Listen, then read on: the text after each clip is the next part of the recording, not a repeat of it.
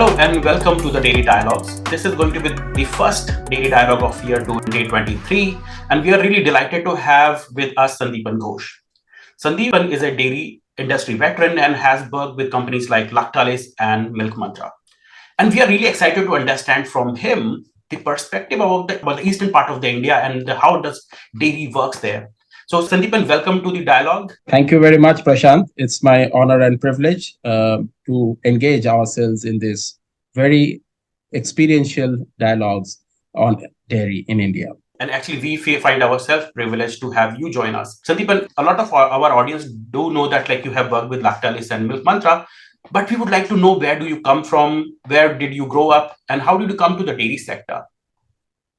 Yeah, so I was born and bred in the city of Joy, Calcutta, which is in the eastern part of India. Being born in a family where my mother used to be a school teacher and my father used to work for Ministry of Textiles, and I was the lone child of my parent. But fortunately, I grew up in an environment where my father was having five brothers, and we all were staying together in a joint family in Calcutta. So it was fascinating, though I was lone, but having my brothers and cousin brothers and sisters in the family. So I grew up in that environment where sharing and living together was our values embedded right since our childhood days. So that was my beginning. I did my schooling from Julian Day, an English medium school, and then I went to do my graduation from St. Xavier's in BCom and major in accounting. And thereafter, I moved to do my master's in University of Western Sydney in Australia. That's how I've been exposed to the global exposure. Being away from India, I'm talking about early 90s, mid 90s. So India just got liberalized. And it was fascinating to see step by step the international brands getting exposed to Indian soil and Indian industry, not to an extent what we see now. And my moving out gives me opens an entire window of perspective. I always used to love cultures, to understand different cultures, to mingle with people, to know them, and that became fascinating when I went outside the country. It has something to do with my parents too, because every year we together used to travel across India for holiday to explore new places. And I perhaps from there, that's the genesis of my intrusiveness or inquisitiveness to know about different people and culture and the rest. So I did my master's from Sydney, being there, and then I got my first placement in Electrolux, based out of Singapore. And being a management trainee, it's very fascinating. I always share this story. That time they were basically into direct marketing, so direct selling. So we used to visit different households in Singapore and sell the D line, which we used to call the vacuum cleaners and the kitchen appliances. Now, why it is fascinating, being an Indian, I was only exposed to a language of English, my mother tongue, which is Bengali, and then Hindi. And there, as we know, in Singapore, we have three dominance of origins: Chinese, Malaysians, which they call Malay, and Indians, but those are Tamilians predominantly. Yeah. And just imagine a young fresher going and knocking the door, and it's a Chinese household. Neither they understand English nor they understand anything. And for me, also similar thing. And we used to go and close the deal. That's the experience which I built up. How through sign languages, how through few of those essential, words, and through demonstration, we used to close several such products, be it in the Malaysian households or in the Chinese households or even in the Indian Tamilian households. So that's a fascinating experience. Then I moved back to India, started off with a management consulting firm called Vertibrand, and then I moved to MTR Foods, which is a very popular food business in Bangalore. So I started off there. Then I moved to Tata Chemicals, taking care of their Tata salt. So I was through and through a marketing professional, taking care of the brand, creating the brand architecture and the packaging architecture and the rest. Mhm. And thereafter, I moved to an organization called Mother Dairy in Delhi. Yeah. And that's for 5 years, I was there with Mother Dairy, Mhm. taking care of their entire portfolio, right from fresh milk to added value products to ice creams, and also a shuffled range of frozen Frozen foods. vegetables and fruits. So Mother Dairy was my inflection point, if I have to say so, to expose to dairy. Yeah. And that's where, of course, I understood the science of dairy to a certain extent in Mhm. terms of the processes, in terms of the procurement, the production, and of course, I was dealing with the products and to how to work on different product innovation to delight consumers or to cater to their need. Mhm. Um, just to give you perspective, I was very much excited to share, and I always share this, Mhm. that we are the first one to introduce probiotics Mhm. in the country. Yeah. And I used to launch a brand. I launched a brand called Be Active, and through Be Active, which is basically a yogurt or curd brand, through them we launched probiotics in India, and thereafter we which caters to the digestion goodness, and then we move to target the kids, and we came out with a product called Nutrifit. It's a brand called Nutrifit, which is a drink, which is a yogurt drink, but again it was having both a combination of prebiotics and probiotics in Mhm. dairy, and which builds immunity. Mhm. And look what happened. I'm talking about in the year 2005, 2006. And we coming over here in 2020, we had COVID. Yeah. And we all spoke about building immunity. And we are seeing plethora of brands, including Amul, coming out, healthy infused and several such. Yeah. But we were pioneer that time to introduce this immunity drink through Mhm. prebiotics and probiotics. And of course, there are many other innovations which was there in pipeline. Then thereafter, I moved out from Mother Mhm. Dairy and went to Dubai to work with um, an IFCO company with a Mhm. brand called Tiffany Foods and Confectionaries, and Yeah. apart London Dairy Ice Cream. And then I came back to India, worked with Ruchi Soya, and then eventually Lactalis, Mhm. and then Milk Mantra. So that's the journey, professional journey. In Lactalis, I was very fortunate to work across the spectrum of dairy, and got exposed not only to Indian market but also to the global Global market, market. Yeah. because of course I was involved into many projects under the brand Presido and Galbani in cheese, Mhm. and I was instrumental in terms of launching President Butter and Cheese in the Yeah. country of India. Yeah. So And I would like to ask you this question because now you have worked with three type of dairy companies. Yeah. One being Mother Dairy, that is like more government, like semi-government or cooperative run. Then you have worked with a company like Lactalis, which is global dairy giant. Yeah. And then you have also worked with company like Milk Mantra in India, and they that too in different regions. Yeah. So like once you were like in Delhi, then you came to Maharashtra most probably, and now in Orissa. So give me a perspective like how different these kind of organizations were, and how different your roles were in these organizations, and how different these geographies are when you are about like talking about the launch or the sales of new dairy products. right, North was completely different, because when you talk from a dairy perspective, we need to Mhm. understand it all starts with buffalo or cow, Yeah. right? And in North, the preference is more towards high fat, more creamy, and the reason behind that was basically the lineage of Mhm. availability of buffalo milk over there, right? Mhm. So that is something which the northern market was, Yeah. and it is, and typically it is again divided. The milk per Mhm. se in India is divided predominantly into fat breaks, right? Mhm. So it's either 6% or 3.5% or 1.5%, Yeah. which we call it the double tone milk or full cream milk. Yeah.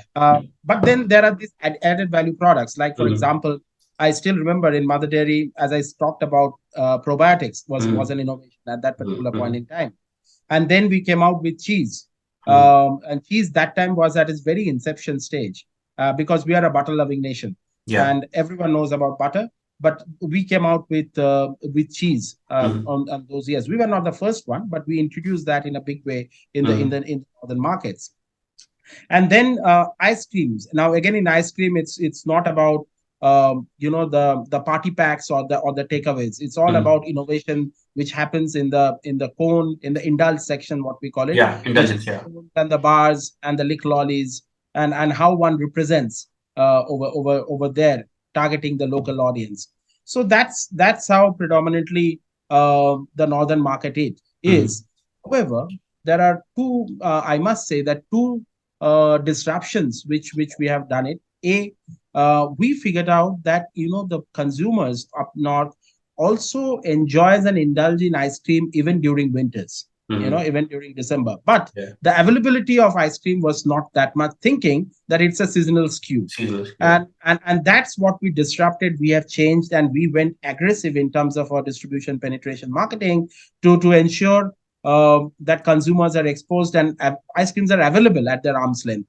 And that's how we build up huge preference, and the sales shot up Mm-hmm. because of that. That's point one. Point two, and I must also say this, is we fought the habitual household trend of setting curd at home, which is a Yeah. predominantly a north phenomenon, Mm-hmm. versus selling a cup curd, Mm-hmm. a cup yogurt, a set yogurt, what we used to call it. Yeah. And this is something which was fascinating to propagate, that how we can champion Mm-hmm. uh, the product in each and every household. Because Mm-hmm. what the research what we have done that time, and it is a proven research, that every time during winters or even otherwise people is to set curd at home, it never is to have a guarantee that in the next morning when they wake up, the curd will get set. Yeah. Right? However, the consumers is to prefer the home set curd Mm-hmm. in terms of the texture, in terms of their taste, in terms of the profiling of the curd. Mm-hmm. So for us in Mother Dairy, it was a challenge. And what we have done that time, we created a culture which Mm-hmm. is a own propagated culture versus cultures which we buy it from many nutritionist culture providers, Yeah. Culture be it providers. Yeah. or the rest. So this is how we have created a uniqueness in terms Mm-hmm. of creating a household curd texture, but Mm-hmm. at the same time giving them a guarantee, the consumers a guarantee, Mm-hmm. that every time they buy this card, it's set. They Yeah. no need to worry about that Yeah. when they go for their bed in the night. Mm-hmm. So this is a disruption which created a huge spike in Mm-hmm. terms of setting up a category of set card Mm-hmm. in Delhi. Yeah, See, I must acknowledge, Sandeep, one thing, because during the stint that you had with Mother Dairy, that was exactly the time when I was also doing my undergrad in Noida, and we had a kiosk from Mother Dairy. And one thing that ensured that we are going to go to Mother Dairy was the yogurt. And second thing, if you go to normal dairy corner shops that we used to imagine, they were like dirty, lots of flies. But these kiosks were so nice, really beautiful, and that was actually one of the game changers from my perspective as well. Like how well they were set up, how well they were equipped. Like they had ice cream, they have yogurts, and they have pouches for milk. So this is exactly what brought us every day. Like every evening, we would go buy a yogurt, buy milk for the like evenings or whatever. So yeah, I can just make the correlation and also see that it was 2005 to 2009. That was the time I can also make the correlation. So true, Prashant, because this entire retail chain of Mhm. of the dairy, we used to call it booths, right? Mother Dairy Yeah, booths over yeah, over there. It's also a unique selling proposition for the brand. yeah, The reason being, as you pointed out just now, it's a dairy product. At the end of the day, we are talking about cold chain, right? yeah, And we know how cold chain was in India and even is in India right yeah. now. So, of course, we have evolved a lot, but those years is to be a big challenge. Hmm. And these kiosks, which were there as a neighborhood stores, provided that infrastructure Mm. to keep the product intact. Yeah, So the integrity of the product is intact. And so the consumers at the end of the day can savor and consume the right texture and the flavor and the taste of the product without getting any disintegration. yeah. So this is something which was very unique.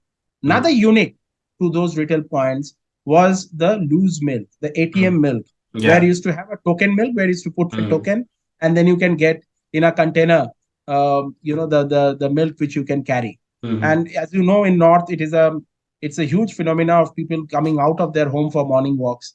They Yeah. used to prefer carry those milk and go back Mm. to Yeah. their home, and it brings a sense of freshness to the entire product. Yeah. So that is something which I thought was fascinating in Mother Dairy in the north. Yeah. Now after that, Lactalis, I was there in Chennai with Mm. Tirumala. Mm-hmm. So again, South is a completely a different phenomena in terms of the usage and the attitude of taking fresh milk and the added value products, Mm-hmm. right? Now, fresh milk is fresh milk. Again, it's a night distribution, and the consumers consume it in a way they consume it all across. But Mm-hmm. again, when it comes to an added value products, be it buttermilk was very, very, high consumption as far as the southern states are concerned. Mm-hmm. Similarly, the pouch format of the whey, it's not much of set curd which gets Mm-hmm. sold in South.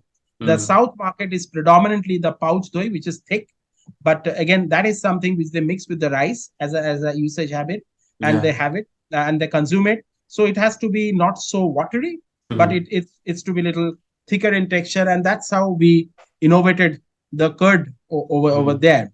And then one of the innovation over there, which it's not about me, but again, the dairy as a fraternity have done it over there, is in terms of paneer.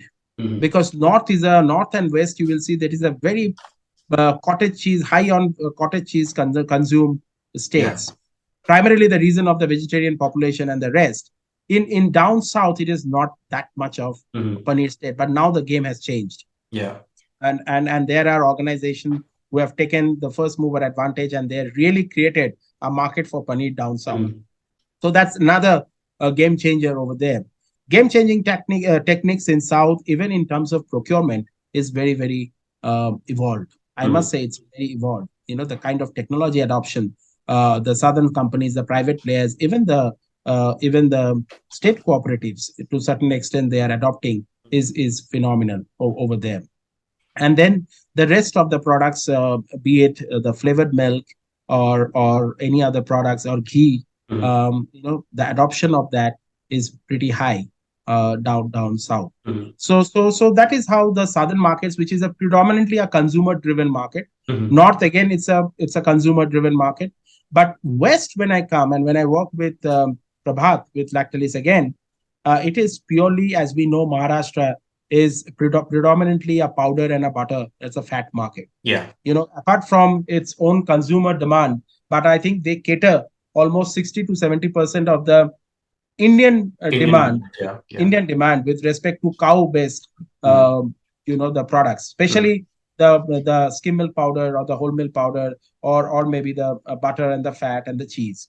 So that is a different game. There we see a lot of volatility in terms of the milk pricing, Yeah. because it's also been adjusted with respect to the Indian, the demand and supply, as well as the global demand and supply. So Yeah. it has a cross-functionary um, influence as far as the pricing of the products are concerned, or are the commodities are concerned. East to that way, I must say that it is predominantly a very stable region. It's unexplored Mm-hmm. completely. Yeah. If I have to talk about Orissa, for example, here again, the from the procurement perspective, only 10 to 15% of the entire available milk is organized farming, right? Mm-hmm. So that is only organized. Maybe around 10% is only organized, 10 to 15%. However, the fluctuation in terms of the prices because of the demand and supply, I think they are completely insulated Mm-hmm. to those vagaries of that fluctuation. Mm-hmm. Okay, the prices are much more stable, and it's a purely consumer driven market. And the per capita is increasing. There is a huge potential as far as Orissa is concerned, but again, it has not been explored or exploited uh, to the extent that it should have been. So the entire eastern part, if you look at it, be it Jharkhand, be it Orissa, be it West Bengal or Northeast is getting a lot of attention nowadays with Mm-hmm. with the state cooperatives, and also government of India is actively involved in terms of developing dairying over there. But the rest of the states are basically very, very dormant, and it Yeah. is predominantly driven by the private players, Mhm. because the state cooperatives, be it in West Bengal or in Orissa, is not that active in terms of propagating dairying over there. Yeah. So these are broadly the Mhm. the construct and the Yeah. differences what we see from the north to the Mhm. west and to the south and to the east. Yeah, like thanks a lot to Sandipan for such a great perspective and like the differences that you have observed in these three markets. But like I'm really excited about the eastern part of the country, yeah, where you are like recently working as of now, and you actually belong to Bengal. And let's talk about Kolkata, like Bengal, West Bengal first of all. It's culturally very rich, has a like massive demand for chena. Yeah. So what has happened that, or what has prohibited the development of dairy sector as such in the region? Look, for that's what I said. Look, for any development in a state with respect to dairy, the state cooperative has to play Mhm, a very active role. mhm, Okay, and which was completely lacking as far as the case of West Bengal is concerned. I grew mhm, up there. We were as a consumer, we were consuming milk daily. It's a mhm. part of a ritual. Yeah, We were having mishti doi, the sweetened curd, yeah. as a part of a ritual, purely from an unorganized base. And Mhm. as you know, Calcutta and even West Bengal and Odisha, they are high consumption of sweets, Yes. a different variety of sweets, Mhm. which of course requires milk or chena, Yeah. which you said just now. But again, the availability of milk was not there. Even Mhm. it was there, it was not a good quality milk, which requires that output of mawa Mhm. or chena to have it, and Mhm. hence the incidence of the skim milk powder Mhm. coming to these states were very very high. In fact, Mhm. one of the largest consumer of Amul milk powder is Orissa. Yeah. Is Orissa, and they are actually spoiling to certain extent to the growth of fresh milk Yeah. in the state. Mhm. And this is something which on a different discussion altogether. But again, coming back to your point, I think that is where is the limiting factor Mhm. for a very highly organized milk structure Mhm. coming in play. Mhm. And as a Bengali, I can tell you that we are having sweet too, Mhm. quite similar to Gujaratis. We love mithais in every aspect, every occasion in daily life. But again, because of this unavailability or non-availability of fresh milk, Mhm. which is of that quality, we are lacking the growth. This is as far as the consumer per se is concerned. Yeah. But if you Yeah. come to the back end into the procurement part, I think it's grossly under leveraged. Yeah. Okay, it is not organized. Still, the middlemen are ruling the roost. Okay, are exploiting the farmer. The farmers are not getting their due. So Mhm. I think there has to be a revolution in terms of organized revolution in terms of organizing this entire backend structure Yeah. uh, across India, but especially in the eastern part of India. Completely And agree. I believe, Prashant, that there are two elements to it, and which I wanted to share. Mhm. One is, of course, it's a positive to have Ministry of Cooperation being formed, but they need to have a public-private partnership. That is so And I true. can Yes. That's so true to develop this, because there Yeah. are, like Milk Mantra, there are several such private brands which have worked relentlessly to build up to bridge the trust deficit, to build up a framework which is more transparent Mhm. and become a fair play factory, a fair pay organization to the farmers. Yeah. But we need to have inclusion of policies to ensure that there is a level participation between private and government and the cooperatives. Mhm. That is very very important. Yeah. And to do that, the second point which I want to mention is that we need to change Mhm. the amendments which is there in the NDDB charter, because in the Yeah. NDDB charter itself they were talking only about cooperatives Yeah. and state federations. There nowhere it's been mentioned about private players. Maybe that's the era where there is to be always a microscope in terms of private players are not good. But life has changed, water has flown a lot, and Yeah. now you can see it is almost 50-50 participation between public and private, right? Yes. So that's what stat says. And time has come for us to really take a hard look and do those necessary amends so that the industry, the farmers, the dairying um, gets the equal opportunity to have a very structured framework of operation. Yes.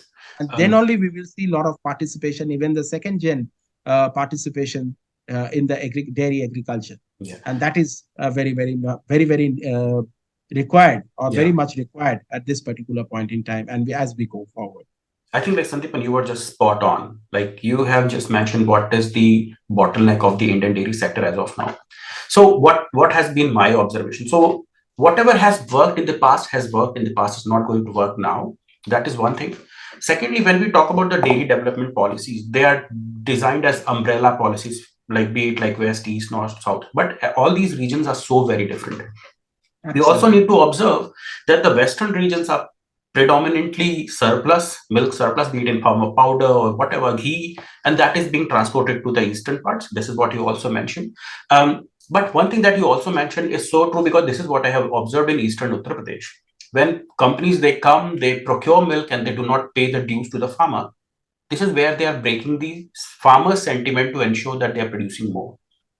Yeah, or they're delivering, they have the trust to deliver to the to be to cooperative or be it the private player. So this has to be ensured that their payments are being made. And one point that you talked about, the NDDB, I think this is where apart from the charter, there also has to be an evolution about the farming segment that they are going to promote, or the policies that are being designed. Because in one of the dialogues that we learned, that a lot of focus is being made or put onto the small scale farming, small scale household farms. I think we should rather promote the like more progressive but profitable farms. Yeah, like yes, small scale farming is good because it ensures the nutritional sustainability of that poor family or small family. But it also has to, we also have to ensure that when they are selling them, they are making profits. They are not making losses by or being part of the dairy sector. We talk to a lot of people, but we hardly hear anyone talk about these things. Sandeep, like I think we have talked about like how you like about your childhood. We have talked about how you entered the dairy sector. We have also talked about the differences and a bit of a hint from the eastern sector. What do you think? Like what should we anticipate in coming next 10 years from the eastern region? What do you foresee? Look, as I said, it's purely unexploited. So there will be a lot of activities which I'm expecting from the eastern region in terms of developing the dairying culture in each and every state of the eastern region. I think technology will going to play an immense role in terms of doing that, reaching out to farmers and ensuring one is of course the fair price.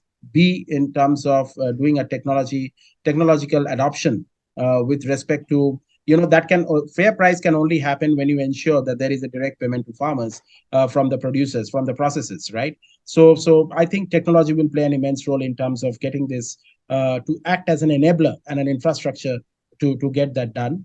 Third, I think, as I said, in coming 10 years, of course, I wanted to see, and I definitely it will going to happen, to have a more public-private partnership together so that we can foster the dairying culture in each and every state, and this will bound to happen, which will eventually we will see a lot of milk availability, a lot of organized farming.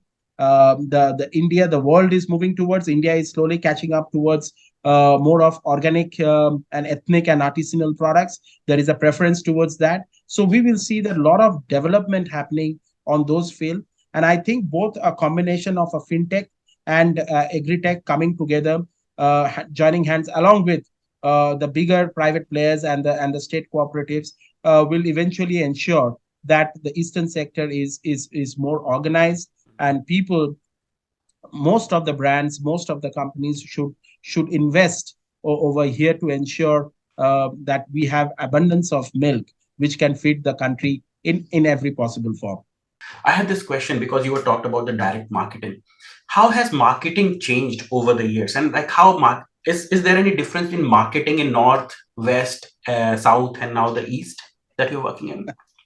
It's all about consumer preferences, Mm-hmm. and marketing is marketing, but what is changing is the distribution game. Mm-hmm. We have seen many of our legacy brands and legacy companies, they are still with the traditional way of distribution of products, Yeah. through general trade or through morning hawkers and the rest. But I think like in my previous in Milk Mantra, we adopted and opted for an omni-channel distribution, Mhm. which is not only the traditional way, but be available in modern trade, create our own direct to consumer segment, which is called a Delimu, which is a pre-subscribed application app. Mhm. And through that, we used to reach out to consumers. Mhm. And this I have said when I was in Lactalis, and this is something which I have, I always believe in, and I can foresee the way the distribution evolution will happen in fresh milk and the products. People, the companies need to adopt themselves as an omni-channel player, and they Yeah. need to create a pathway to reach to their consumers directly, Mhm. because consumerism is at its peak. It will continue to grow, and we need to grow along with that. We Mhm. need to understand that, we need to foresee that trend, and we need to adapt ourselves to cater to that particular change. Mhm.